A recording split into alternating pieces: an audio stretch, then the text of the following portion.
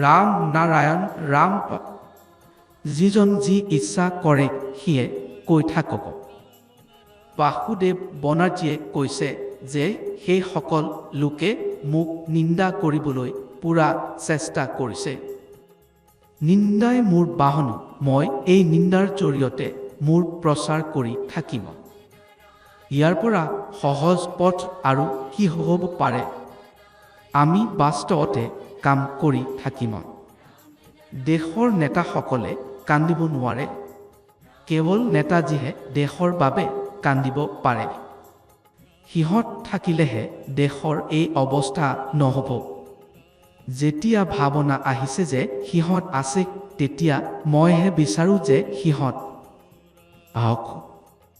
মোৰ ওপৰত যি কিছু ঘটিছে তাৰ পৰা বুজিছোঁ যে সিহঁত আহিলে সিহঁতৰ ওপৰতো একে কথা হ'ব। প্ৰতিবাৰ স্পষ্টকৈ ক'ব নোৱাৰোঁ, পাছত কম। আজি মই নিৰ্ভয়। মোৰ পূৰ্বজ মহাপ্ৰভু চৈন্যৰ বংশ যিজনে ডাঙৰ পৰিৱৰ্তন অনা আছিল, সিহঁতৰ ৰক্ত মোৰ ভিতৰত থাকিলে ময়ো এনেকুৱা কৰিব পাৰিম। মই এই আশা ৰাখোঁ। তোমালৈ ডাঙৰ লোকে ওপৰত আক্ৰমণ নকৰিবা। ভক্তসকলৰ প্ৰতি ভক্তি ৰাখিবা আৰু নীৰৱ থাকিবা। চাৰিওফালে যি বিশৃংখলা চলি আছে তাক শেষ কৰিব লাগিবই। যদি আমি সকলোৱে একেলগ হৈ ক'ব পাৰোঁ যে আমি পৃথিৱীৰ সন্তান, মাটিৰ সন্তান, পৃথিৱী হ'ল বেদ, এই শৰীৰহে বেদ, আমি সকলো মাথা নমাই সহিব। কিছুমানে ভাবিছে যে মইহে নেতাজীক ইয়ালৈ অনিমো, তেওঁলোকৰ ভাৱনা সত্য হ'ব।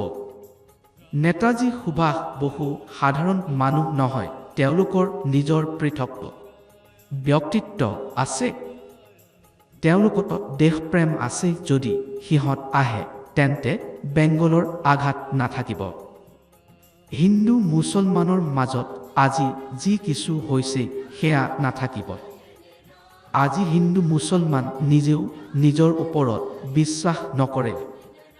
ভাৰত অন্য কোনো দেশৰ ওপৰত অধিকাৰ কৰিব নেচাহে।